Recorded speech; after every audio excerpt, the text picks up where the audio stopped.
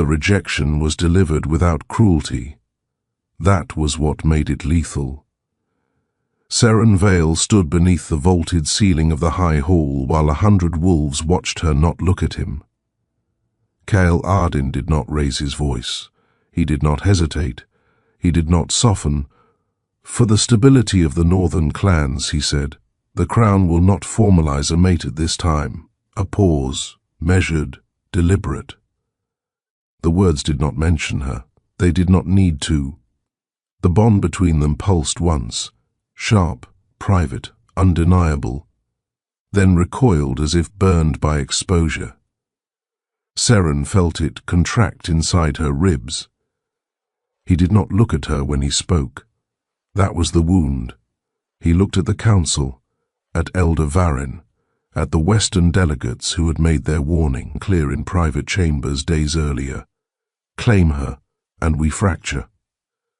The crown chose unity. Seren chose silence. She inclined her head, not low enough to signal submission, not high enough to signal. "As the Alpha King wills," she said. Her voice did not tremble. It would have been easier if he had rejected her with anger. It would have been cleaner if he had claimed he did not want her. Instead, he offered reason, strategy, calculation. She walked out of the high hall without waiting for dismissal. He did not call her back. The doors closed between them with the sound of something unfinished. Outside, the wind carried her scent across the courtyard stones, unclaimed, unbowed, unforgiven. Chapter 1. Threshold. 6 months later, Seren stood in the doorway of her ancestral manor and let the night air cool her temper. Exile had not been declared. It had simply occurred. She had left the capital the week after the rejection and had not been summoned since. The western factions had grown louder. The eastern border had grown restless. The crown had grown quieter. Seren leaned one shoulder against the doorframe, watching moonlight spill over the gravel path. "I'll kiss the first wolf who dares cross my threshold," she murmured to the empty yard. It wasn't invitation. It was provocation. She was tired of being positioned as absence. The wind shifted. The air changed. She felt him before she saw him. Cael stepped out of the shadow of the outer oak, cloak unfastened, crown nowhere in sight. He had come alone. "You shouldn't challenge wolves you don't intend to receive," he said. His voice was lower than she remembered, less public. She didn't move. "You forfeited that." "I forfeited a ceremony," he replied. "Not the bond." She almost laughed. "The bond," she repeated softly. "You called it premature. It was politically volatile, and I was the volatility." He crossed the yard slowly, not stalking, not hesitant, measured. "I came because unrest is building around your name. There's always unrest around women who refuse humiliation." His jaw tightened faintly. "You are being discussed as an alternative. An alternative to what?" To me, the night grew still around them. She studied him carefully now. He looked leaner, sharper at the edges, as if ruling had carved something out of him. "And that concerns you," she said. "It concerns the realm." "Of course it does." He stopped just short of the threshold. He did not step inside. "Not yet." "You left without protest," he said. "I didn't see the value." "You let them think I dismissed you." "You did." Silence stretched. The bond stirred, not warmly, not violently, but persistently. An awareness that refused extinction. "I rejected the timing," he said. "Not you." She met his eyes. "You stood before 100 wolves and said the crown would not formalize a mate. I protected you." Her mouth curved without humor. "You protected your alliances." He didn't deny it. That was worse. "You've come to reclaim something?" she asked. "No." The answer was immediate, honest. "I've come to prevent you from being used." "Used how?" "As a banner." She stepped fully into the doorway now, blocking his view inside. "You assume I'd allow it. I assume factions are already courting you." And if they are? His gaze darkened slightly. They will try to divide us. Us? She echoed. He exhaled slowly. You and I are not separate in their calculus. She studied him in silence. The wind lifted a strand of her hair across her cheek. He noticed. His hand twitched, almost reaching, then stilled, restrained. You should leave, she said quietly. Invite me in, he replied. A test. She held his gaze. You don't step across my threshold without one.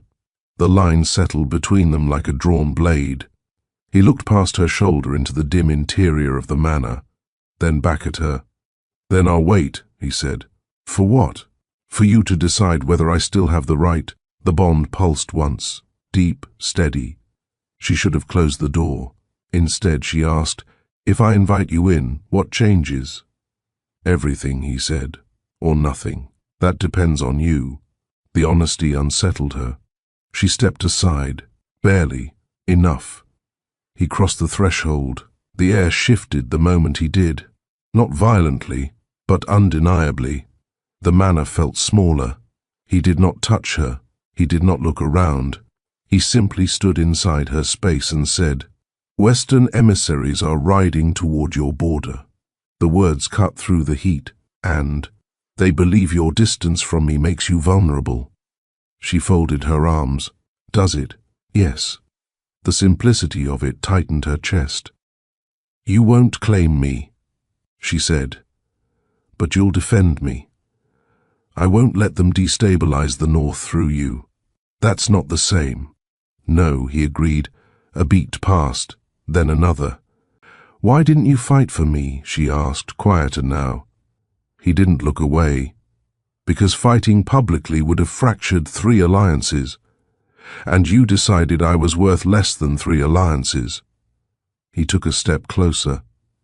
You think I measured you against them? You didn't have to. Silence. The fire in the hearth snapped softly. I thought I could protect you from the backlash, he said. By stepping away, by absorbing it. You absorbed nothing, she replied. You transferred it. The truth lingered heavy in the room. Outside, distant howls echoed across the hills. Not hunting, calling. He heard it too. They're testing boundaries, he said. Let them, they won't stop. She looked up at him then, really looked. You're afraid. His expression hardened, of losing the North, of losing control. His hand rose slowly, hovering near her jaw, before settling lightly against her skin. Not possessive, grounding. I don't lose control, he said. You already did, she whispered. The moment you rejected me. His thumb brushed her cheek once, deliberate. If I had claimed you then, they would have torn you apart in council. And now they'll try to tear you apart without me. The weight of it pressed in. You want me back in the capital, she said. Yes. As what? He didn't answer immediately. His hand dropped.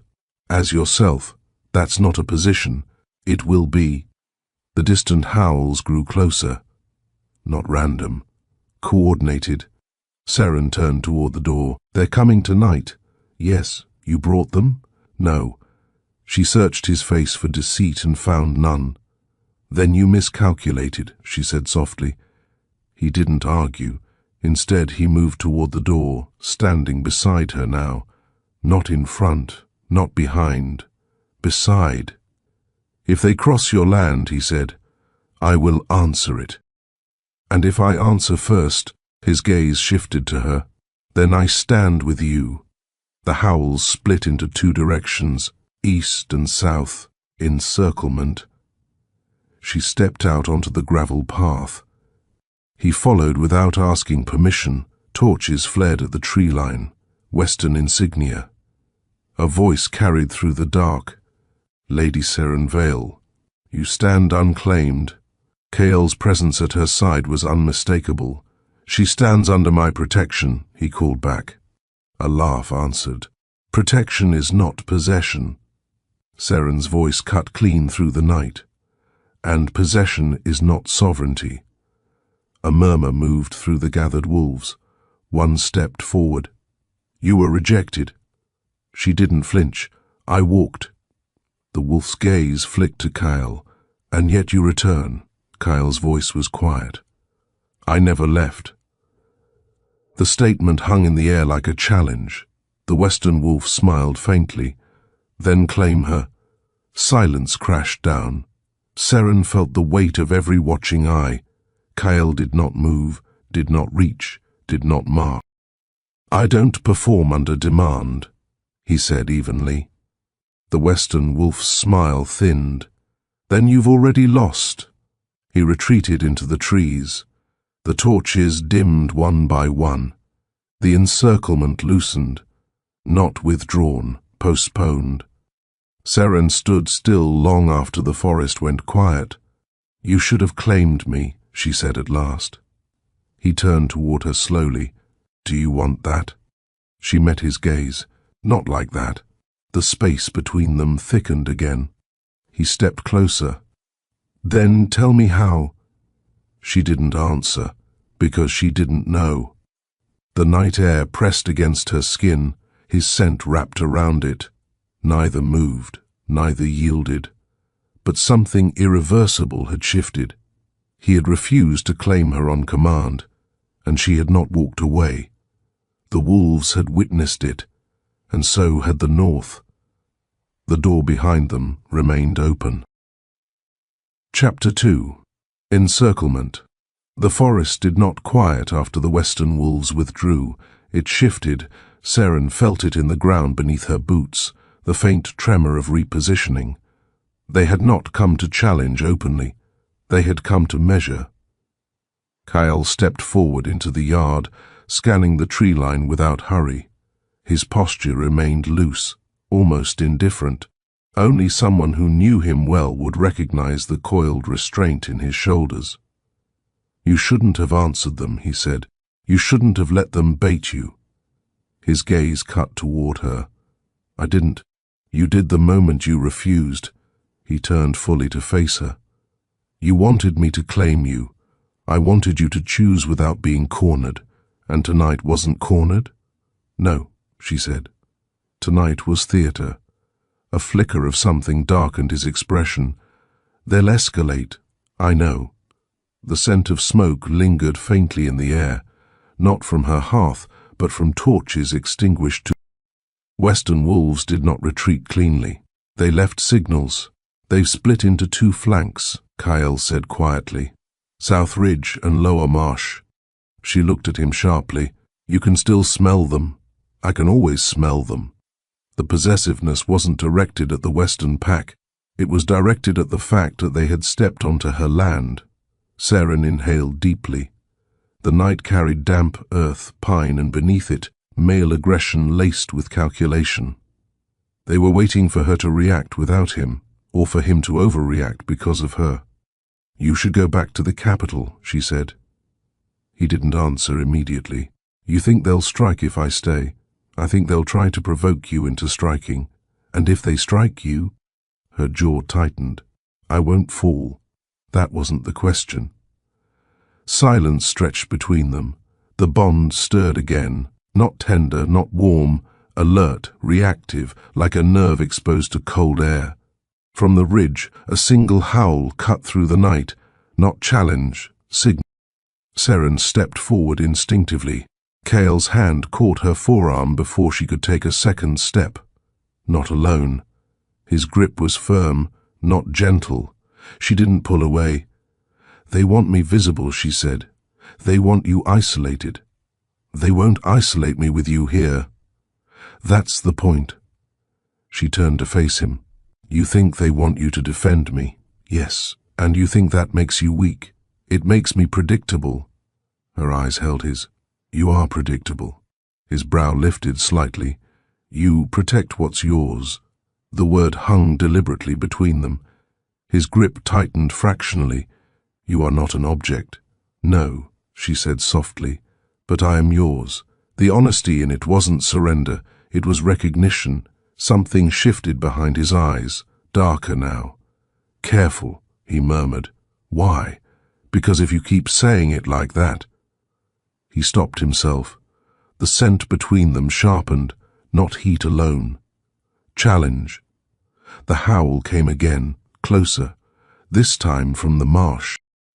"They're closing the circle," she said. "Yes. And you still won't leave?" "No." A branch snapped beyond the yard. Not stealthy. Intentional. Seren stepped toward the tree line again. Slower now. Kyle moved with her. They didn't speak as they crossed the gravel. The air thickened as they reached the boundary markers, old stones carved with veil sigils. A shadow shifted between two trees, then another. 3 wolves emerged just inside the property line. Western, not in full challenge stance, but not deferential. "You travel far from your council chambers," one said to Kyle. "You travel far from your border," Kyle replied evenly. The lead wolf's gaze slid to Seren. "Lady Vale. You stand between kings, I stand on my land." The wolf's smile curved faintly. Unsecured land. Kyle took a single step forward. The ground seemed to still beneath it. "Another step," he said quietly, "and you test my restraint." The wolf didn't move. "That's what we're here for." Seren felt it then, the deliberate layering of scent. Western dominance, thick and invasive, pushing against her territory lines, a provocation meant to linger even after they retreated. Kyle felt it too. His jaw shifted slightly. His control tightened. "They want you to react," she said softly. "They want you to bend," he replied. The lead wolf's eyes gleamed. "You rejected her once. Reject her again. Publicly. Clarify the bond." The demand landed sharp. Seren didn't look at Kale. She watched the wolves. "And if he doesn't, then you're both liabilities." Kyle stepped closer to her side. Not in front, not shielding, aligned. "She is not a liability," he said. "She destabilizes you. She reveals you," Seren corrected calmly. The wolf's gaze sharpened. "You believe he'll choose you over the North," she answered without hesitation. "I believe he'll choose the North correctly." The statement hung. Even Kyle went still. The wolf studied them both. "Then prove it." A sudden rush of movement broke from the marsh to their left. Not 3 wolves, 6. Flanking, not attacking, testing. Kyle's scent shifted instantly, sharper, darker. Seren felt it ripple along her skin. He didn't draw claws. He didn't shift, but his presence expanded, territorial dominance pressing outward. "Leave," he said. The command wasn't loud. It didn't need to be. One of the younger wolves hesitated, just a fraction. The lead wolf snapped his teeth sharply in warning. "You defend her," he said to Kyle. "You confirm everything." "I defend my land," Kyle replied. "This is Vale territory," the wolf countered. "It is northern territory. The distinction mattered." The younger wolf took a step forward anyway, testing the boundary stone. Seren moved before Kyle did. She stepped directly between the wolf and the marker, close enough that his breath touched her cheek. "You don't cross," she said. The wolf's eyes flicked past her to Kyle. Expecting intervention, Kyle did not move. He let her stand. The wolf inhaled, catching her scent fully now, bonded but unclaimed. It unsettled him. Seren saw it. "You smell it," she said quietly, "and you don't understand it." The wolf's lips curled slightly. "He didn't claim you." "No," she agreed, "he didn't." The wolf shifted closer. "Then you're unguarded." Kyle moved then, not explosively, but decisively. He stepped into the wolf's space, forcing him back without touching. The dominance in it was unmistakable. "She stands because I allow it," Kyle said. "You breathe because I do." Silence cracked through the clearing. The younger wolves stilled. The lead wolf held Kyle's gaze for a long moment. Then slowly he stepped back. "We'll see how long you can balance both," he said. They retreated in deliberate unison, not defeated, satisfied. The forest swallowed them again. Seren exhaled slowly. "You shouldn't have let me step between you," she said. "I didn't let you. You didn't stop me." He turned toward her. "I don't cage you." The words carried weight. The night air felt charged now, heavy with lingering male scent and something else. Her pulse had not slowed, neither had his. "You expanded your dominance," she said quietly. "Yes, for me, for my land." She almost smiled. "You're still dividing the sentence." He stepped closer. The space between them narrowed until her back nearly brushed the boundary stone. "You think I don't want you?" he asked.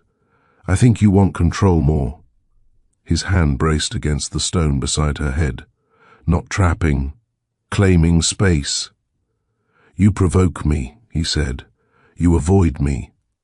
His face was close enough that she could feel the warmth of his breath, the scent of him, cedar, iron, restrained heat, wrapped around her senses. The bond surged again, sharper now, alive with adrenaline. "They're not done," he murmured. "Neither are we." A distant howl echoed, farther this time, withdrawal, temporary. His thumb brushed lightly along her jaw, not marking, tracing. "If they move against your estate," he said, voice low, steady, "I will pour." His gaze didn't waver. "Then they learn the cost of testing me." The statement wasn't boastful, it was final. She searched his face for calculation. She found none, only certainty. "That's not fear," she said quietly. "No, then what is it?" He leaned closer, his forehead nearly touching hers. "Decision." The word settled deep. For a long moment, neither of them moved. The night pulsed around them, their scents intertwined in the lingering wake of Western intrusion. Not soft, not surrendered, but undeniable. When he finally stepped back, the space between them felt altered, not resolved, but chosen. Behind them, the manor door remained open, and the forest, though quiet, no longer felt like it was waiting for fracture. It felt like it was waiting for war. The first scream did not belong to a wolf. It belonged to a guard. Steel rang against steel beyond the inner gates. Torches flared. The scent of iron flooded the corridor before the second alarm bell finished its cry. Isolde did not run. She stood in the center of the war chamber as dust drifted from the ceiling, her pulse steady, her wolf pacing beneath her ribs. The doors burst open. Southern barricade breached. The guard choked, blood streaking his jaw. "They carry the blackthorn crest." Kieran did not look at the wounded man. His gaze was on her. Of course it was. "You smell it," he said quietly. "Smoke, blood, and something else, betrayal." Isolde's nostrils flared. Beneath the chaos, beneath the clash and the burn of pitch, she caught it. Familiar musk, pack, inside the walls. Her spine went rigid. "They're already here," she said. Kieran's jaw hardened. He stepped closer, not touching, never touching unless he chose to, but close enough that his heat pressed against her skin like a brand. "Stay behind me." She laughed once, sharp and low. "Command someone else." His eyes darkened. The corridor trembled as another explosion rocked the east tower. The stone groaned. He leaned down, mouth near her ear. His voice was velvet over a blade. "If you fall tonight, Isolde, it will not be because I failed to warn you." Her breath caught, despite herself. His scent thickened with adrenaline, power, restrained fury. It wrapped around her senses, invasive, possessive. "Then don't fail," she murmured. A shadow dropped from the balcony above, blade flashing. Kieran moved before the air shifted. He caught the assassin's wrist mid-strike, twisted, snapped bone with brutal precision. The man barely had time to scream before Kieran drove him into the stone floor hard enough to crack it. Isolde had already shifted partially, claws extending, teeth sharpening, as two more surged from the stairwell. She met the first head-on. Blood sprayed warm across her cheek. She tasted it, felt her wolf surge with savage delight. The second lunged for her blind side. Kieran intercepted, shoulder slamming into the attacker, both of them crashing into a map table. Wood splintered. Left, he barked. She spun. Another blade. She ducked, slashed, felt tendon give beneath her claws. They moved without planning, without discussion, instinct, back to back now, breathing hard. The scent of them tangled in the air. Sweat, fury, blood, heat, and beneath it, mate. The word pulsed between them like a wound. The corridor doors slammed shut, bolted from the outside. Silence fell heavy. Kieran's breathing slowed first. He straightened. "They're locking us in," Isolde said quietly. "Yes." She wiped blood from her mouth with the back of her hand. "That isn't strategy." "No," he agreed. "It's sacrifice." Her stomach tightened. "They want you isolated," she said. "They want us dead." Footsteps echoed beyond the sealed doors. Many. Organized, a voice called from the other side. "Calder." Her former beta, Alpha. Calder's tone carried false regret. "Stand down. Open the doors. The council has chosen stability." Isolde's claws slid back into human form slowly. "Stability," she repeated softly. Kieran's eyes never left the doors. "You vouched for him," he said. The words were calm, too calm. Isolde's chest constricted. "I vouched for loyalty," she replied. Outside, Calder continued. "You rejected the rightful bond. You weakened the pack. The moon does not bless a divided throne." Kieran's lip curled slightly. "They think this is about you," he said to her. "It is about control," she answered. The first battering ram struck the door. The wood shuddered. Second strike. Cracks splintered through reinforced oak. Kieran stepped closer again, close enough that she could feel his heartbeat now, slow, deliberate, unfazed. "You smell afraid," he said quietly. Her chin lifted. "I am not. Good." Another impact. The hinges screamed. Eyes burning into hers. "I will break you before they ever touch you." Heat shot through her veins. Rage, desire, challenge. "You would have to catch me first." A ghost of something dangerous crossed his face. He reached up suddenly, fisted a hand in her hair, tugged her forward just enough that her breath hitched. The door splintered further behind them. "Listen carefully, Isolde," he said, voice low and lethal. "If you fight beside me when that door falls, you do not get to walk away from what that means." Her pulse pounded. "And if I don't, then you leave this room my enemy." Silence. The ram struck again. Wood exploded inward. Shadows flooded the threshold. Calder stepped through the smoke, and Isolde did not move away from Kieran. She stepped forward with him, shoulder to shoulder. Calder's eyes flicked between them. Understanding dawned too late. Kieran's smile was slow and merciless. "You chose poorly." The war room erupted into violence. Steel clashed. Wolves shifted mid-charge. Isolde felt the shift ripple through her bones fully this time. Skin tearing, fur surging, power cresting in a savage wave. She lunged. Calder barely raised his blade in time. They crashed into the shattered doorway, teeth snapping inches from his throat. Behind her, Kieran tore through traitors like a storm-given flesh, but she felt it. The betrayal did not end with Calder. The scent of it lingered deeper, closer, someone higher, someone trusted. Calder shoved her back with a snarl. "You think he'll keep you once this ends?" She bared her teeth. "I don't need keeping."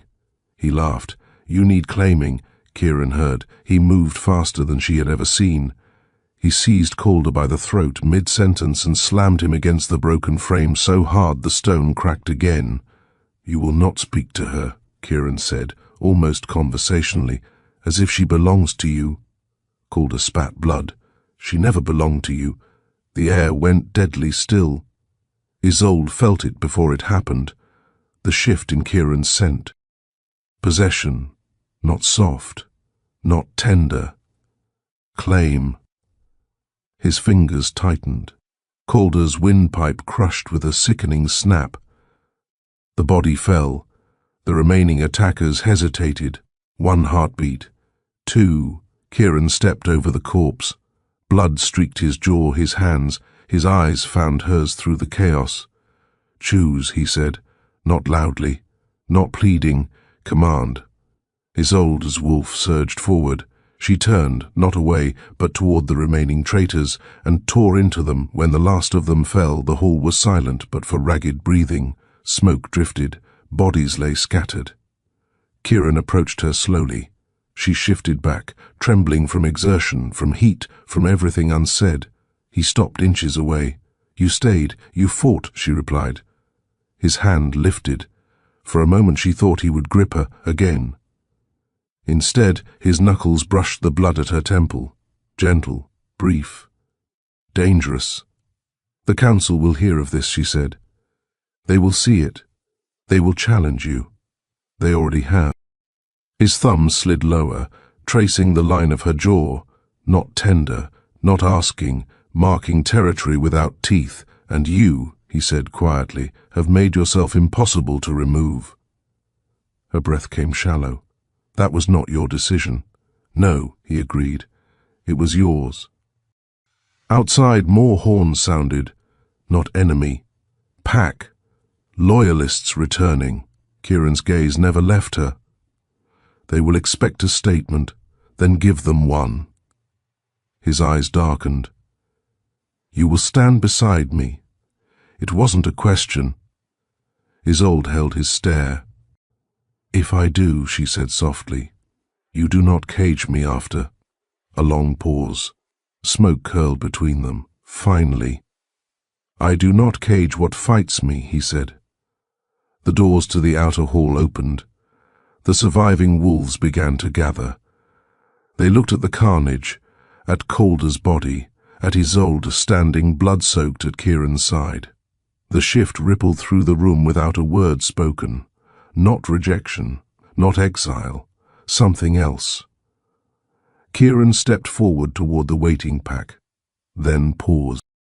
His hand slid to the back of her neck, firm, public, possessive, not forcing, but unmistakable. "Stay," he murmured for her alone, and this time she did. Chapter 3. Blood. Before the throne. They gathered in the great hall before the blood had fully dried. Smoke still clung to the rafters. Torches burned hotter than necessary, as if the flames themselves understood that weakness could not be shown tonight. Kieran took the steps to the throne without haste. Isolde followed, not behind him, beside him. Whispers slid through the crowd like a low wind. She fought. She stood with him. She was rejected. She returned. The throne loomed, black iron, carved with the sigils of every alpha before him. Kieran did not sit immediately. He stood before it, gaze sweeping across the wolves who had survived the night. "Calder is dead," he said. No flourish, no triumph. A murmur rippled through the hall. "For treason," he continued, "for opening our gates to outsiders, for believing fear could fracture what blood could not." His eyes shifted to her, and for underestimating the wolf at my side. Silence deepened. Isolde felt every stare like a blade. One of the elders stepped forward, white-haired, sharp-eyed. "You rejected her before the full moon," the elder said evenly. "The bond was broken in front of this pack." Kieran did not look at the elder. He looked at Isolde. "Yes," he said. The word struck like a thrown stone. "And yet she fought for you," Another voice added, "Why?" All eyes turned to her now. Isolde stepped forward one pace. Her voice did not tremble. "I did not fight for him." A flicker crossed Kieran's expression, brief, unreadable. "I fought for this pack," she continued, "for the wolves who would have died under Calder's ambition, for the children who would have been traded for alliance." A few heads lowered. Truth carried its own scent. The elder's gaze sharpened. "Then why stand at his side now? Because his scent still coils around my lungs. Because when the door fell, he did not step away from me. Because I did not step away from him. She did not say those things. Instead, because the enemies who breached these walls will return," she said. "And I would rather stand beside a ruthless alpha than kneel to a coward." A low rumble of approval rolled through the younger wolves. Kieran's hand closed lightly around the back of her neck again. Public. Deliberate. He leaned slightly toward her, not enough to seem intimate, but enough that his breath brushed her ear. "You speak like you belong here." She did not look at him. "I always did." The elder lifted his chin. "Then claim it properly." The words dropped like a challenge. The hall stilled. "Claim?" Someone echoed. The elder did not break eye contact with Kieran. A rejected mate standing beside an alpha invites instability. Either she is nothing, a growl began low in Kieran's chest, or she is something defined. Isolde felt the tension coil tighter. "You want ceremony," she said quietly. "I want clarity," the elder replied. Kieran stepped forward then, descending one step from the throne dais so he stood level with the crowd. "With clarity comes consequence," he said. His eyes swept them all. "You watched me reject her. You smelled the bond fracture." The memory cut through the room. Full moon, cold stone, her wolf howling in humiliation, his voice denying her. "And you watched her choose this pack anyway," he continued. He turned toward her fully now. The hall held its breath. Isolde, her name was not soft, it was not gentle, it was possession without apology. She met his gaze. "If I claim you before them," he said, low enough that only those closest could hear clearly, "there is no second rejection." Heat flared through her spine. "And if I refuse?" she asked just as quietly. "Then you walk out of these doors unbound and untouchable." The offer was real. So was the cost. Her wolf stirred restlessly beneath her skin. "You would give me that freedom," she pressed. His jaw flexed. "I would give you the choice I denied you." A murmur rippled through the hall at the tone alone. Isolde searched his face. Not for tenderness, not for mercy, for truth. She found it, but she also found hunger, control, dominance coiled tight, barely restrained. "If I stand beside you," she said, louder now, "I do not kneel." A sharp intake of breath from somewhere in the crowd. Kieran's eyes darkened. "You will kneel to no one," he said. A pause. "Except me." The air ignited, gasps, growls, shock. Isolde's heart slammed against her ribs. "On the battlefield?" she asked. "Everywhere," he replied. "A challenge, a promise, a threat." Her lips curved faintly. "You would have to force me." A dangerous quiet fell. Kieran stepped closer until the space between them vanished. His hands slid from her neck to her throat, not choking, not gentle, claiming the pulse beneath his palm. The pack watched. "You mistake me," he said softly. "If I force you, it will not be in front of witnesses." Heat flooded her veins. The scent of them thickened. Wolf, adrenaline, want, rivalry. The elder cleared his throat sharp. "This is not a mating chamber." Kieran did not look away from her. "No," he agreed. "It is a throne room." And then he sank to one knee. The entire hall gasped. Isolde's breath vanished. He did not bow his head. He knelt with his spine straight, gaze lifted, fierce and unbroken. "I rejected you," he said, voice carrying to every corner. "Not because you were weak, but because I believed a mate would divide my authority." His fingers tightened slightly at her throat. "I was wrong." The words landed heavier than any declaration. "If you choose me now," he continued, "it is not as an omega, not as a consolation, not as a prize." His eyes burned. "It is as my equal in blood, my equal in war, and the only wolf I will ever kneel for." The hall trembled with the shift, power bending, not breaking. Isolde's pulse thundered beneath his hand. This was no submission. This was strategy forged through desire, through war, through shared bloodshed. "Stand," she whispered. He did not move. "Stand, Kieran," and slid into his hair, not soft, not tender. She pulled him up. The pack watched their alpha rise because she commanded it. He stood, close, breath mingling. "You kneel once," she said quietly. "Never again." His lips almost touched hers. "Then do not make me regret it." A howl rose from the back of the hall. One, then another. Not dissent, not protest.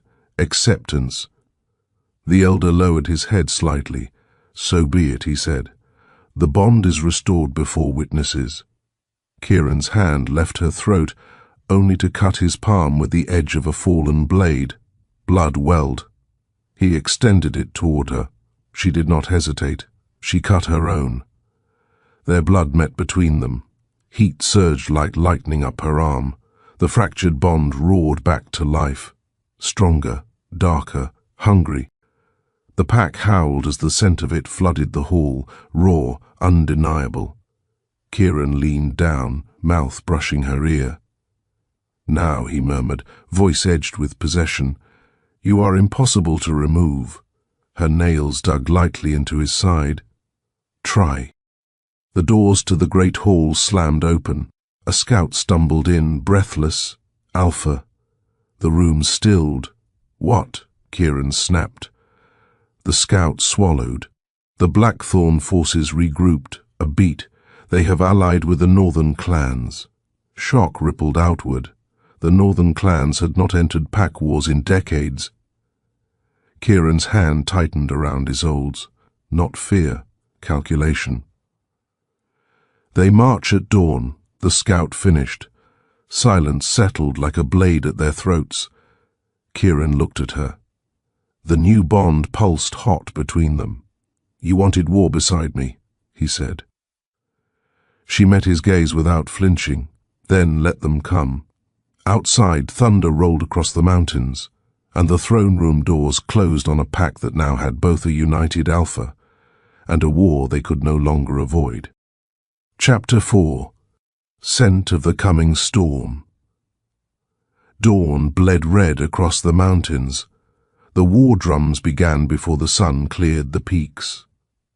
Isolde stood on the eastern wall, wind tearing at her hair, the valley below shrouded in mist. But the mist did not hide them. She could smell them. Thousands, blackthorn musk, bitter, resin thick, and beneath it, northern wolf, colder, cleaner, older. Kieran stepped up behind her without a word. She did not turn. "You shouldn't be alone," he said. "I'm not." A pause. His scent wrapped around her from behind. Iron, pine smoke, dominance sharpened by anticipation. The bond between them pulsed steadily, hot and possessive, like a brand beneath the skin. "They're forming ranks," she said. "I know. They outnumber us. Yes, no fear, just fact." She finally glanced at him. "You're too calm." He met her gaze evenly. "You prefer panic? I prefer honesty." His jaw tightened slightly. "They believe the Northern Alpha will break us before noon," he said. "They think our bond is new, unstable." Her wolf bristled. "They will test it," he continued. "Let them." His eyes flicked down to her throat, where the faint mark of his blood still stained her skin from the night before. "They will not aim for me first," he said quietly. She stilled. "They will aim for you." Below, horns blared, long and low. The mist began to thin. Shapes emerged, blackthorn warriors lined in dark leather and steel, northern wolves in pale armor at their flanks, banners snapping in the wind.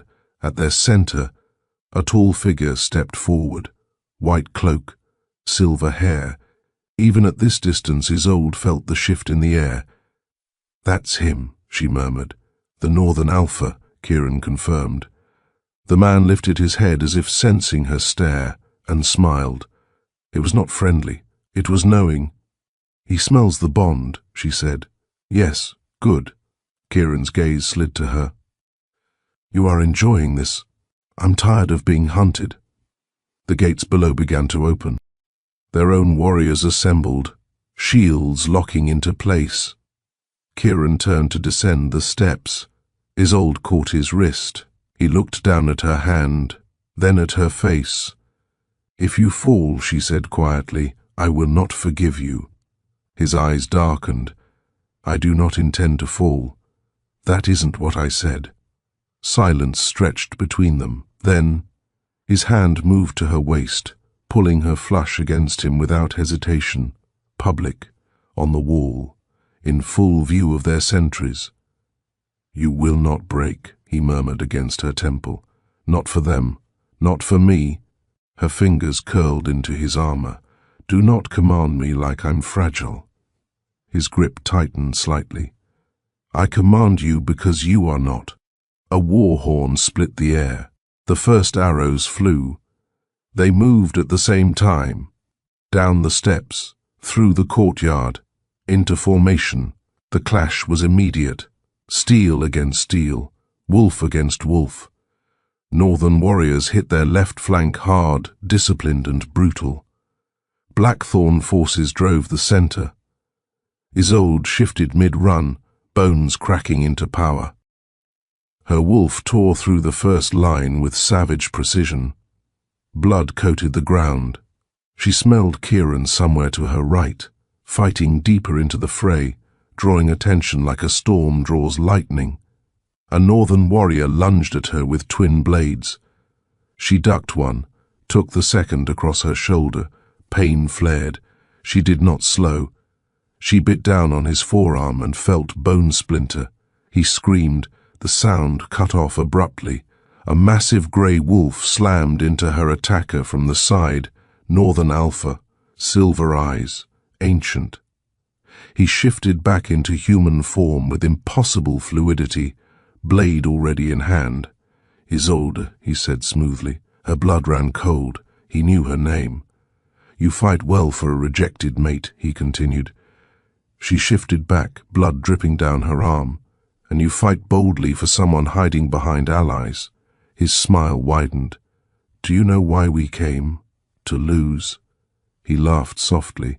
"We came because your alpha is predictable." She lunged for him. He anticipated it. Steel met claw. The force of the clash vibrated up her spine. "He will always choose dominance over diplomacy," the Northern Alpha said as they circled. "He will always sacrifice the softer thing." Her eyes flashed. "You mistake me for soft." "Oh no," he replied, gaze flicking briefly toward where Kieran cut through Blackthorn ranks. "I mistake you for leverage." Rage flared. She attacked again, faster. He blocked, but barely. "You think kneeling once made you equal?" He pressed. "It made you visible." Their blades locked, his voice lowered. "When he must choose between you and this throne." A roar split the battlefield. "Kieran." He tore through the last of the wolves between them. The Northern Alpha stepped back, amused. "Ah," he said. "There he is." Kieran did not speak. He attacked. Their clash shook the ground. Raw power met seasoned precision. Steel rang again and again, neither yielding. Isolde moved to flank. 3 Blackthorn wolves intercepted. She snarled, cutting one down, but the others pressed hard, driving her back. "Keep her busy," one shouted. Understanding slammed into her. This was the strategy: divide, provoke, force Kieran to choose. Across the field she saw it. The Northern Alpha deliberately shifting position, drawing Kieran farther from their own lines, luring him. Her heart pounded. One of the blackthorn wolves caught her ankle. She fell hard, breath knocked from her lungs, claws raked across her ribs, pain exploded white-hot. She heard Kieran's roar again, closer now, too close. "Don't," she rasped under her breath, but he had already smelled it. Her blood. The battlefield shifted. Kieran abandoned his opponent mid-strike. The Northern Alpha did not pursue. He watched, interested. Kieran reached her in seconds, ripping the blackthorn wolf off her and snapping his neck without slowing. He crouched over her.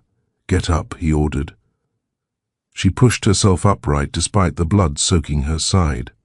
"You left your opponent," she snapped. His eyes blazed. "They touched you." "Exactly." The Northern Alpha approached slowly, clapping once. "And there it is," he said lightly. "Predictable." Kieran stood, placing himself between Isolde and the enemy without hesitation. "You bleed because I hesitated," he said to her. "You hesitated because you felt me bleed," she shot back. Another wave of Northern warriors surged forward. The battlefield roared again. Isolde grabbed Kieran's arm. "Do not make me your weakness," she said fiercely. His gaze locked on hers. "You are not my weakness. Then stop fighting like I am." A heartbeat. Then two. Something shifted in his eyes, not softness, control reclaimed. He turned back toward the Northern Alpha. "You wanted to test the bond," Kieran called out across the clash. "Watch closely." He did not stay shielding her this time. He moved forward, and Isolde moved with him, side by side. No hesitation, no protection, just war. They carved through the remaining wolves together, movement syncing with brutal precision. The Northern Alpha's smile finally faded. The valley filled with the scent of something new, not fracture, not doubt. Unity forged under pressure. The Northern Alpha stepped back at last, raising a hand. His forces began to withdraw in disciplined waves, retreat. For now. He held Kieran's gaze across the blood-soaked ground. "This is not finished," he said calmly. Kieran did not respond. The enemy lines pulled back into the thinning mist. Silence slowly replaced the roar. Isolde swayed slightly. Kieran caught her this time, not possessive, steadying. "You're hurt," he said. "I know." His hand pressed against her wound, heat searing through the bond. "You cannot charge blindly every time I bleed," she murmured. His jaw tightened. "And you cannot bleed every time I turn my back." A faint smile touched her lips despite the pain. "Then stay where I can see you." His eyes darkened, always. Behind them, their warriors began to howl, not in triumph, but in defiance. The war was far from over, but they were still standing, and now, so was the bond. Chapter 5. The Cost of Standing. Night fell heavy over the valley. Fires burned along the outer trenches where bodies had been gathered. The air smelled of ash, blood, and damp earth. Victory had not come, only survival. Inside the keep, healers moved quickly. Isolde sat on the edge of a long wooden table in the infirmary, jaw clenched as a healer stitched the gash along her ribs. "Hold still," the healer muttered. "I'm holding still. You're glaring at me, because you're slow." The healer huffed but continued. The doors opened. She didn't need to look to know it was him. The room shifted around Kieran's presence, wolves straightening subtly, voices lowering without instruction. "Out," he said. No one argued. Within seconds they were alone. The door shut. Silence settled. He crossed the room and stopped in front of her. His eyes swept over the bandage, the dried blood along her side, the tight set of her mouth. "You disobeyed formation," he said evenly. She met his gaze. So did you. I did it to protect an asset. I am not an asset. His expression sharpened. You are the only leverage they have over me. She slid off the table despite the pull in her stitches. Then stop giving them that leverage. His hand shot out, gripping her waist before she could fully step away. Her breath caught. Do not test me tonight, he warned softly. Or what? His fingers tightened slightly, not enough to hurt, enough to remind. You think the Northern Alpha retreats because we impressed him? He asked. No, he retreats because he confirmed what he suspected, that you'd abandon strategy for me, that I would move mountains if you were threatened. The admission hung between them, raw, unvarnished. She swallowed once. And that makes me dangerous, she said. Yes, to you. His thumb brushed dangerously close to the edge of her bandage, to everyone. Her pulse jumped beneath his touch. You told them I was your equal, she said quietly. You are. Then do not fight like I'm fragile. He stepped closer until her back met the table again. You were bleeding, so were you. A faint line of red cut across his collarbone where a blade had grazed him. She reached up without thinking, fingers brushing the wound. He stilled. Her touch was not gentle. It lingered.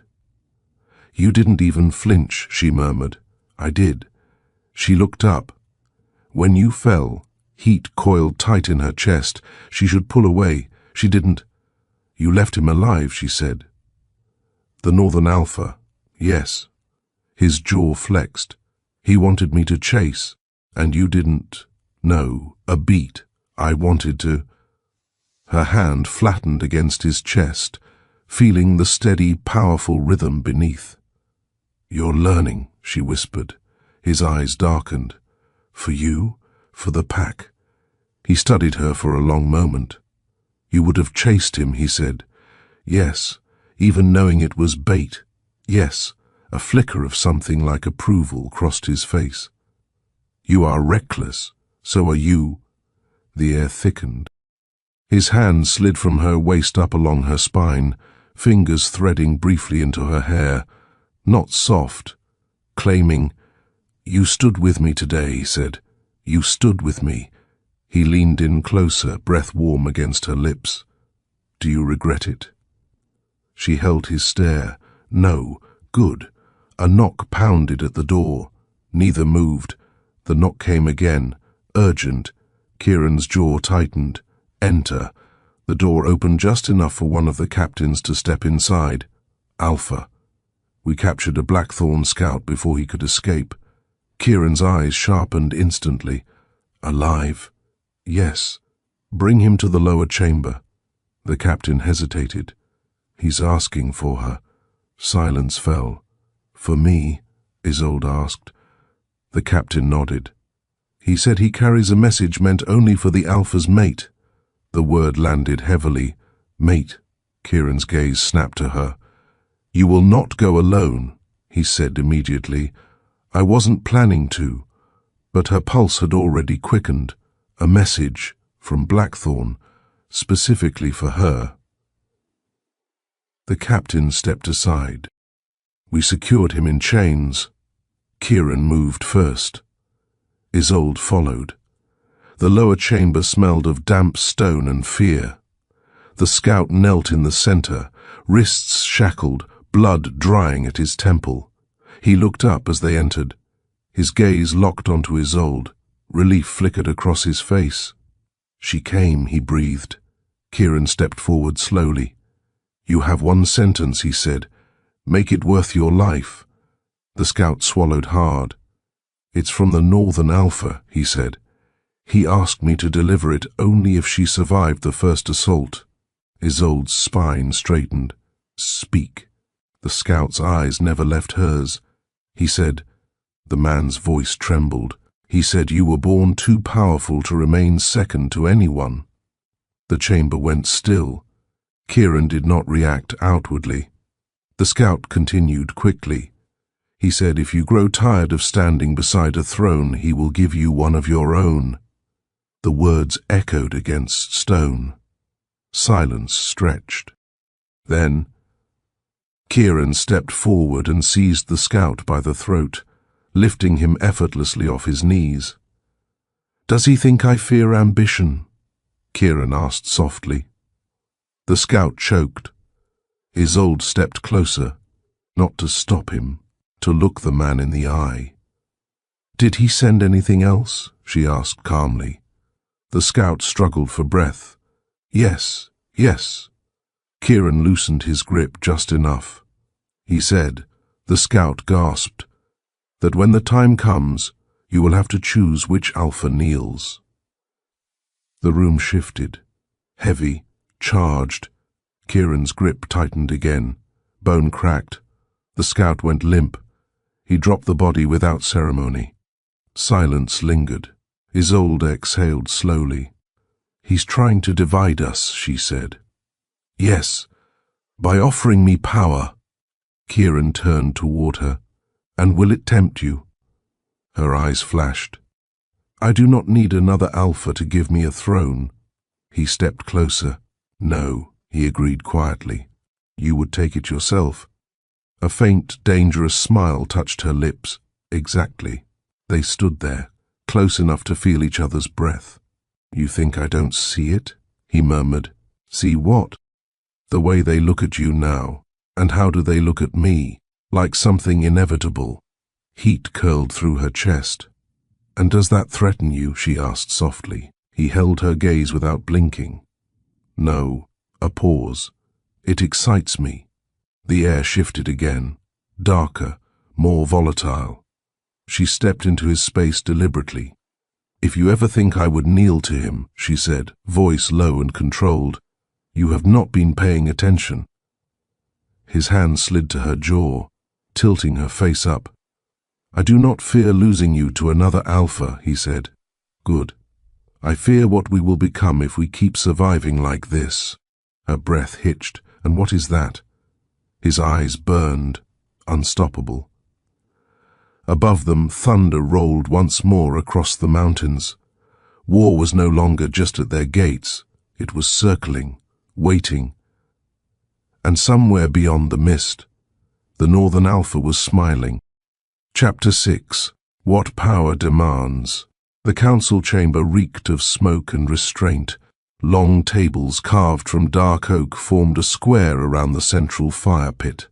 Elders lined the benches, captains stood along the walls, and the remaining betas kept their eyes sharp and their hands closer to their blades than usual. Kieran stood at the head of the chamber. Isolde stood to his right, not behind him, not touching, but close enough that the bond hummed low and constant between their ribs. "The Northern Alpha made his intention clear," the eldest counselor said. "He is not here for land alone. He is here to fracture us," Kieran replied, "and he believes she is the fracture point." Every gaze slid to Isolde. She did not shift under it. "He believes wrong," she said calmly. A younger beta stepped forward. With respect, he attacked the moment the bond was restored. "That is not coincidence." "No," Isolde agreed. "It's calculation." Murmurs rose. "He offered you a throne," another elder said bluntly. "We all heard the message." Kieran's expression did not change. Isolde answered before he could. "He offered me bait, and you are certain you are not tempted?" The elder pressed. The air thickened.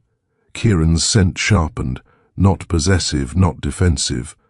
Alert. Watching her, she stepped forward one pace into the center of the chamber. "If I wanted a throne," she said evenly, "I would not wait for a man to offer it." Silence followed. She let it stretch. "You think I stood in this hall and let him kneel for spectacle?" she continued. "You think I bled on that battlefield for flattery?" A few wolves lowered their gazes. "The Northern Alpha does not see me as a fracture," she said. "He sees me as an opportunity." "And is he wrong?" the eldest asked quietly. Isolde's eyes hardened. "Yes, a beat. Because if I wanted power over this pack," she added, "I would not take it from him." The message was clear. If she ever moved against Kieran, it would not be through alliance. The tension shifted, not dissolved, but redirected. Kieran finally stepped forward. "She is not the weakness," he said. "Your doubt is." The words cut. "We face an enemy who understands psychological war," he continued. "He will not breach our gates through force alone. He will whisper, offer, provoke." "And what do you propose?" a captain asked. Kieran's gaze flicked to Isolde briefly, then back to the council. "We respond with unity. Unity built on a bond barely reforged." The younger Beta challenged. Kieran moved before anyone saw it coming. In one fluid step he closed the distance and seized the Beta by the collar, slamming him back against the wall hard enough to rattle the chamber. "Say what you mean," Kieran said quietly. The Beta swallowed. "Some of the pack still question whether the rejection can truly be undone."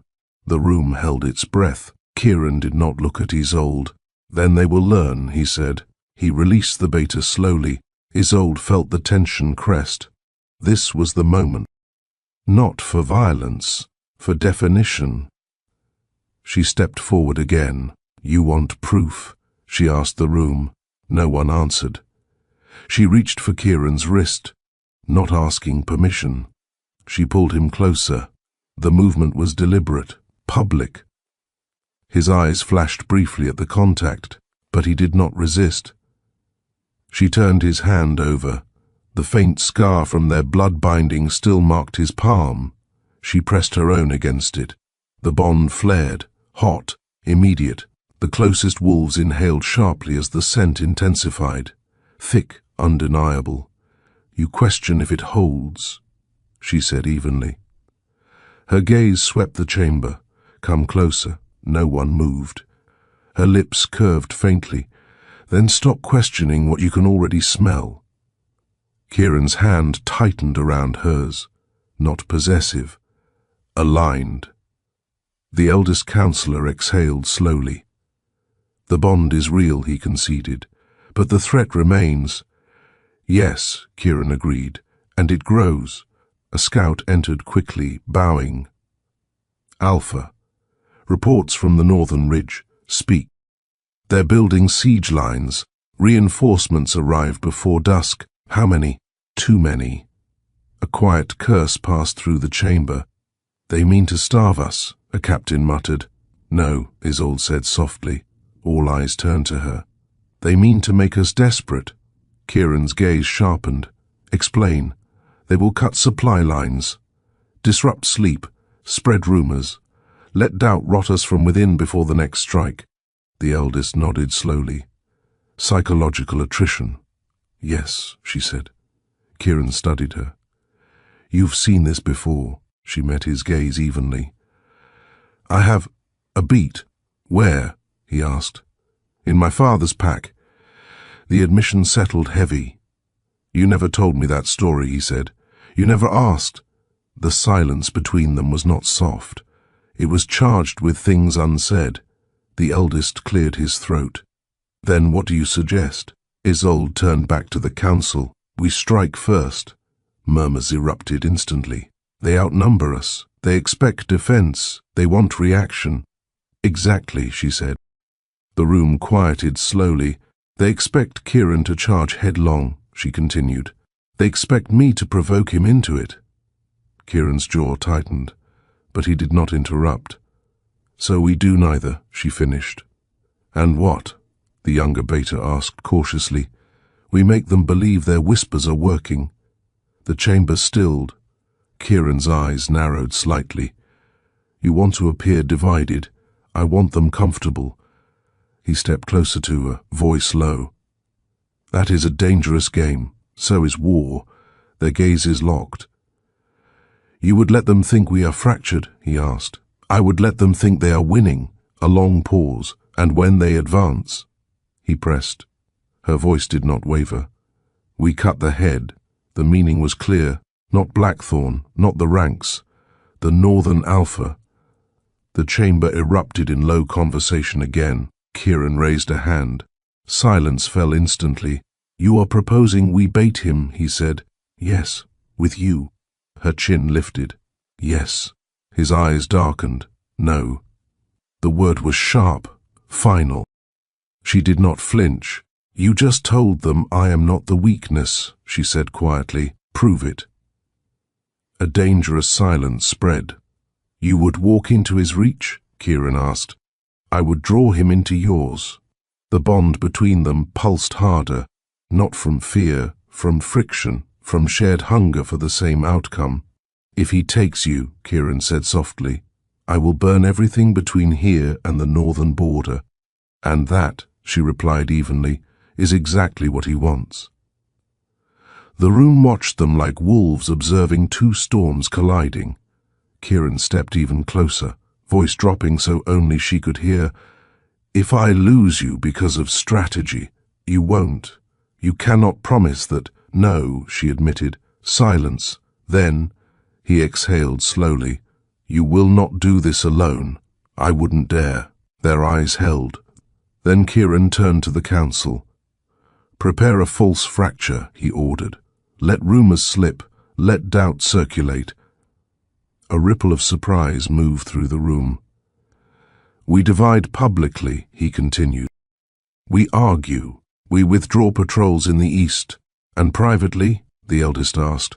Kieran's gaze flicked to his old. We hunt. The council bowed their heads in reluctant agreement. The meeting dispersed slowly. Soon only the two of them remained in the chamber. The fire crackled low. You enjoy pushing me, he said quietly. You enjoy resisting. He stepped close enough that their foreheads nearly touched. If this fails, it won't. You don't know that. Her hand slid up his chest, gripping his collar lightly. I know you, she said. His breath deepened. That is not the same. It is. A long pause. Then he spoke the truth. Neither of them had yet voiced. If he tries to take you, he said, voice rougher now, I will not choose the throne.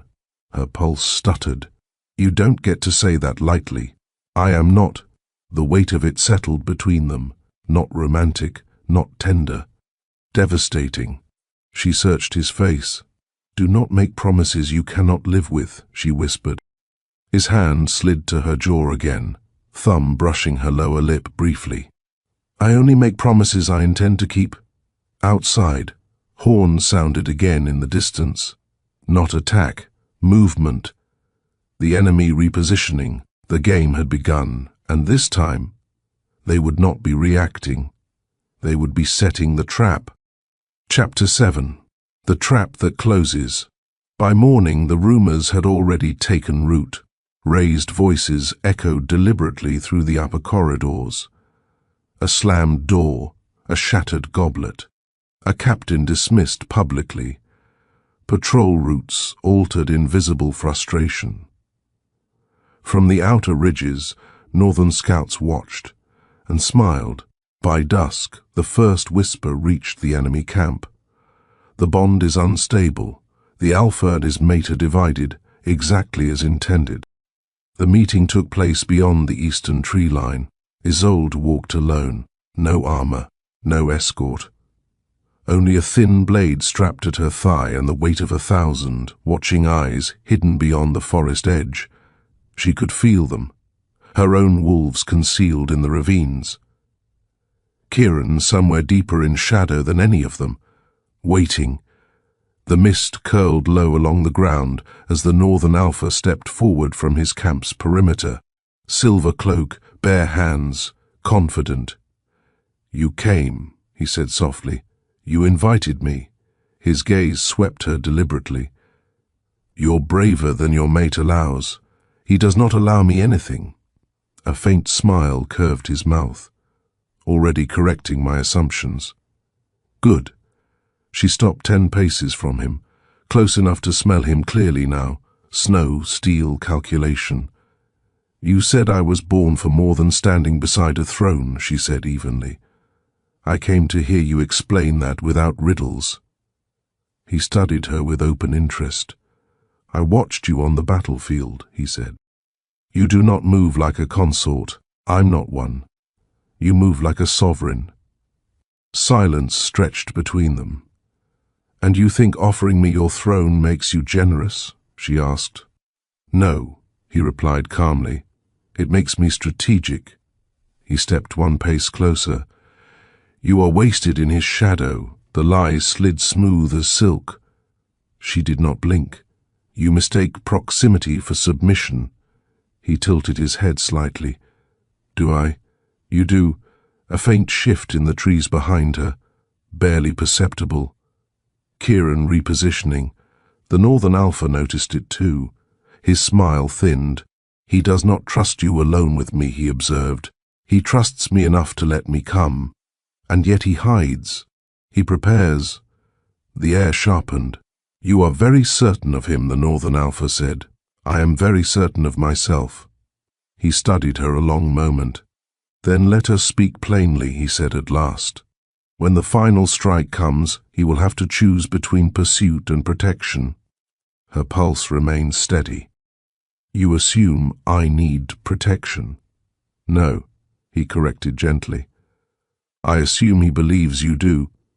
The insult was deliberate, calculated. "Call him out," she said softly. His eyes flickered. "Now," she added, "if you think he cannot resist." A long pause. Then the Northern Alpha raised his voice. "Kieran, you can stop pretending." Silence held for 3 heartbeats. Then Kieran stepped from the trees. No rush, no anger, only presence. The temperature seemed to drop.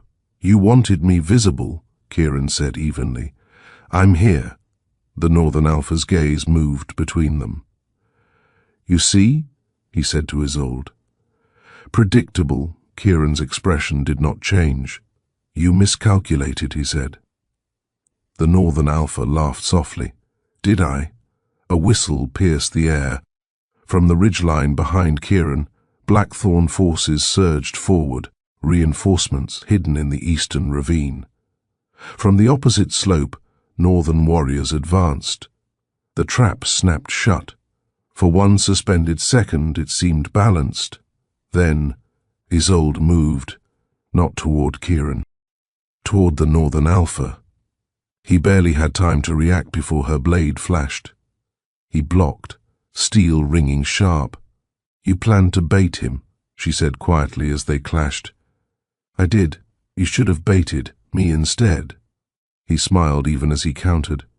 "I am—" Kieran engaged Blackthorn soldiers head-on, cutting through them with brutal efficiency, but he did not rush toward her. He did not abandon formation. He held the line. The Northern Alpha noticed, a flicker of realization. "You told him," he murmured. "Yes." Steel locked between them. "You trust him not to chase." "I trust him to choose correctly." He shoved her back hard. "You are both dangerous," he admitted. Finally she breathed. Kieran broke through the final wave of Blackthorn wolves and advanced, measured, not reckless. The Northern Alpha assessed quickly. The ridgeline behind him was no longer clear. Northern reinforcements hesitated. The advantage had shifted, not through brute force, through control, through restraint. "You've changed him," the Northern Alpha said, eyes narrowing. Isolde's lips curved faintly. "No." Kieran reached her side at last, not shielding, aligned. "You forced me into visibility," Kieran said to the Northern Alpha. "You expected reaction, and you gave me patience," the Northern Alpha replied. Kieran's gaze hardened. "You wanted to see if I would choose her over the throne." The Northern Alpha said nothing. Kieran stepped forward. "I did." Silence fell across the clearing. The words were not loud, but they carried, and the throne followed. Kieran finished. Understanding dawned too late in the Northern Alpha's eyes. He had expected fracture. He had found consolidation. Isolde stepped forward. "You offered me power," she said calmly. "You never understood I already had it." The Northern Alpha exhaled slowly. Then, unexpectedly, he smiled. "Well played." He stepped back, signaling retreat with a sharp motion of his hand. Northern forces withdrew first. Disciplined, controlled. Blackthorn wolves scattered soon after. The clearing emptied as quickly as it had filled. Only wind and blood remained. Isolde stood still, watching the mist swallow their enemies. "It's not over," she said quietly. "No," Kieran agreed. "But he won't test the bond again. No." Silence stretched. Then she turned to him. "You chose correctly." His gaze held hers. "I did. And if it had cost you the throne—" "It didn't. That wasn't the question. A beat, then. I would have taken it back," he said simply. Her breath caught. Not at the arrogance, at the certainty.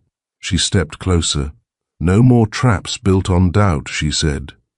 "No more enemies thinking you are leverage," he replied. A faint smile touched her mouth. "Let them think something else." "And what is that?" She closed the remaining distance between them. "That we are worse together." His hand slid to her waist, pulling her against him without hesitation. "Public, unapologetic, worse," he murmured. "For them." A slow, dangerous smile curved his lips. "Good." Behind them, their warriors began to gather, not cheering, not celebrating, watching, measuring the shift. Kieran did not release her, not when captains approached, not when reports began. He kept his hand at her waist as he gave orders calmly, decisively, no fracture, no hesitation. When the last command was given and the clearing began to empty, she tilted her head slightly. "You're proving a point." "Yes." "Enjoying it?" "Yes." Her eyes darkened faintly. "You're insufferable, and you're still here." The mountains echoed with distant thunder. The war had not ended, but something fundamental had shifted. No longer testing, no longer bait. They had moved from reaction to inevitability. As they walked back toward the keep side by side, the pack parted for them without instruction. Not because of fear, because of recognition. Not alpha, not mate, not leverage, power. And this time, it was chosen. Chapter 8. What Remains Unbroken. The siege never came. 3 days passed. Northern fires vanished from the ridgeline before dawn on the 4th. Scouts confirmed it by noon. Blackthorn had retreated beyond the valley. The Northern Alpha had withdrawn his banners, not defeated, but recalculating. The pack gathered in the courtyard as the news spread. No roaring celebration, no reckless relief. They had survived something quieter than invasion. They had survived division. Kieran stood at the top of the stone steps overlooking the wolves who had bled for him, for them. Isolde stood at his side again, not summoned, not positioned, present. "The enemy retreats," Kieran said, voice carrying without strain. "Not because we are stronger in number." His gaze swept the courtyard. "They retreat because we are harder to fracture than they expected." A low rumble of agreement rolled through the pack. He did not raise his voice. "They tested our gates. They tested our bond. They tested your faith." His hand brushed Isolde's, not soft, not hidden, and they found none of it weak. Silence followed, heavy, respectful. The eldest counselor stepped forward slowly and bowed his head. Not to Kieran alone, to both of them. The gesture rippled outward. One by one, wolves lowered their heads. Not submission, acknowledgement. Isolde felt the weight of it settle over her shoulders. This was not an offered throne. This was earned ground. When the courtyard finally dispersed, dusk had begun to fall. The sky burned gold against the mountain line. Kieran remained where he stood long after the others left. Isolde did not move away. "They'll try again," she said quietly. "Yes. Different angle, yes." She folded her arms loosely. "They won't use me next time." "No. Why are you so certain?" He turned his head slightly, studying her. "Because now they know you would walk into their camp and leave standing." A faint smile touched her lips. "You were watching closely." "I always am." The wind shifted. her scent tangled with his, no longer volatile, not unstable, grounded. "You told him you chose me," she said. "I did, and you let the pack hear it. Yes." A pause. "You don't do things without consequence." "No." She looked at him fully now. "And what was the consequence?" His gaze held hers. "They will expect you beside me in every decision." "I already am." "They will test you." "I expect them to." His jaw relaxed slightly. "And if one day you decide you want more than beside me?" The question was quiet, not jealous, not defensive, real. She stepped closer until the space between them disappeared. "Then I'll take it," she said evenly. His eyes darkened. "And if what you take threatens me?" Her hand slid up his chest, fingers curling into the fabric over his heart. "Then you'll have to decide if you're strong enough to keep up." Silence stretched between them, charged, not hostile, alive. He reached up, brushing a loose strand of hair away from her face. The touch was brief, deliberate. "You were never meant to stand behind me," he said. "I never planned to." A slow breath passed between them. The keep behind them buzzed faintly with returning normalcy, healers finishing their work, warriors laughing low around evening fires. Peace, temporary, earned. He stepped closer, voice dropping. "When the next war comes," he said, "it won't be for territory." "No," she agreed. "It will be for influence, for legacy, for control of the border packs." "And of us," he added. She tilted her head slightly. "They'll try." His hand settled at her waist again, firm, grounding. "They'll fail." Her gaze flicked briefly to the valley below. Open. Still. "Why?" she asked softly. He leaned closer, breath warm against her temple. "Because we stopped fighting each other." The truth of it settled, deep. Not softness, not surrender. Alignment. She rested her forehead lightly against his for one suspended moment. No witnesses now. No counsel, no enemies. Just breath, just heat. Just the steady pulse of a bond reforged through blood and war. "You don't kneel again," she murmured. "I don't need to. And I don't stand in your shadow." "You never did." The last light dipped behind the mountains. Torches flared along the walls. He drew back slightly, studying her face in the growing dark. "What are you thinking?" he asked. That the Northern Alpha was right about one thing. His expression sharpened. "Which thing?" She held his gaze without flinching. "I was born for more." A flicker of something dangerous moved through his eyes. And I chose this." His grip tightened slightly, not restraining, anchoring. "Then we build something they can't dismantle," he said. "Yes, not just a bond. No, a dynasty." The word lingered between them, heavy, unapologetic. She smiled faintly. "Careful," she murmured. "You're starting to sound ambitious." "I always was." Her eyes darkened. "Good." Below them, the pack fires burned steady. Above them, the mountains stood unmoving. Between them, no fracture, no bait, no hesitation. Only a choice made twice, and this time, unbroken. The gates of the high citadel stood open before dawn. No banners flew, no horns announced victory. The courtyard was filled anyway. Torches lined the stone steps in two rigid rows, their flames bending in the same wind that carried the mingled scent of iron, pine smoke, and rain-soaked fur. She stood at the top of the stairs, not beside him, in front of him. Her cloak had been replaced with black ceremonial leather, fitted and unadorned.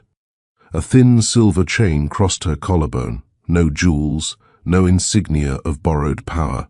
Only the mark burned faintly at her throat, visible in the torchlight.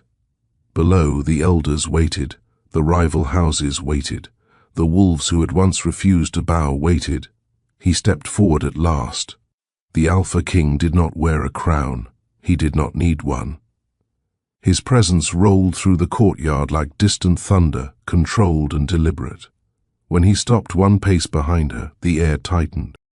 "You stand before this pack," he said evenly, his voice carrying without effort, "not as consort." A murmur stirred. She did not turn. "Not as prisoner," he continued. Silence deepened. He stepped beside her. "Stand with me." Gasps broke through the crowd.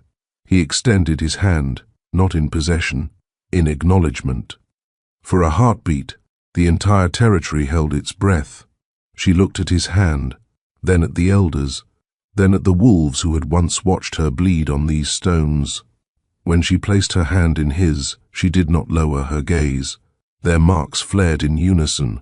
The courtyard trembled as power surged, not a violent explosion, but a locking mechanism falling into place.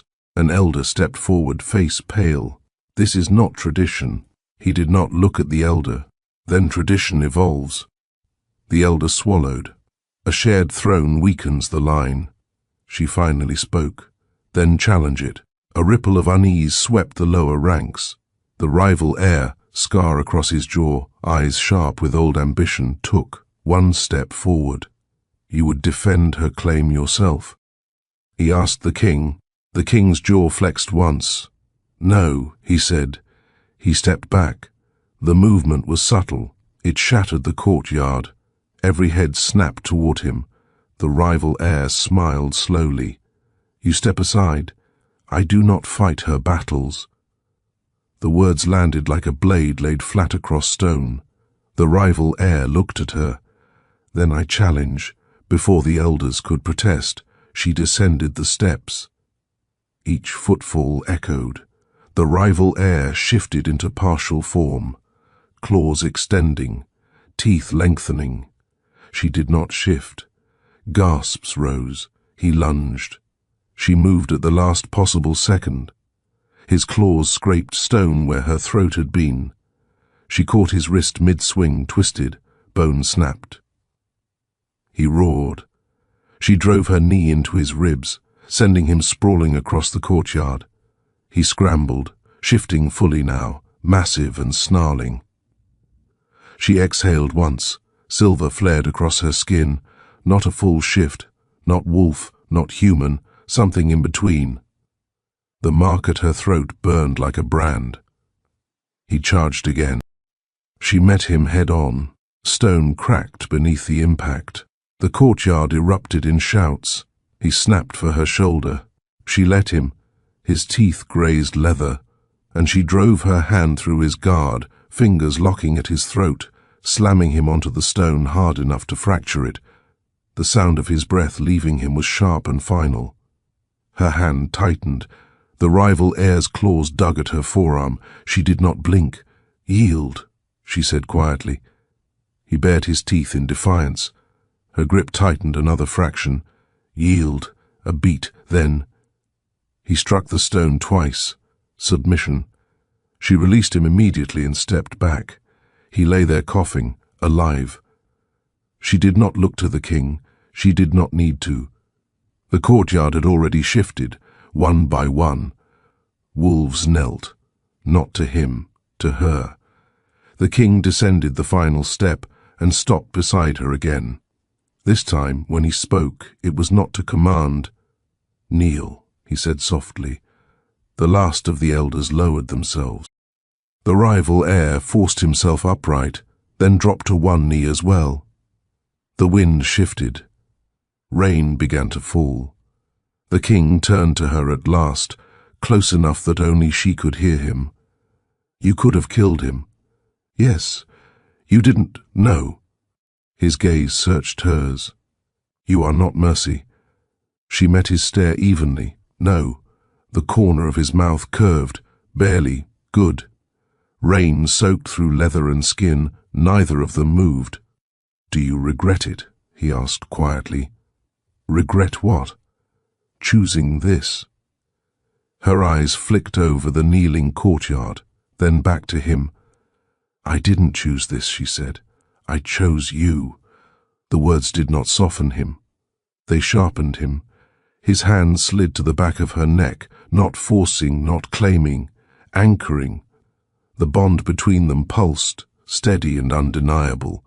"You understand what that means," he said. "Yes, no retreat." "I don't retreat." A pause. Then, lower, "Neither do I." He turned to the crowd. "Rise," he commanded. They obeyed instantly. The king did not raise her hand in triumph. He did not announce her title. He did not need to. The pack already knew. Power had shifted, not taken, not granted, earned in blood and restraint. The rain fell harder. He leaned closer, voice barely audible beneath the storm. "If they come for you again," he murmured, "I won't step back." Her lips brushed near his jaw, close enough to feel, not close enough to claim. "They won't need to," she replied. Below them, the territory recalibrated. Above them, thunder rolled once across the mountains, and side by side, unmoving in the rain, they stood, not as ruler and consort, not as dominance and surrender, but as two forces that had chosen collision over collapse. The gates of the high citadel closed behind them, this time from the inside.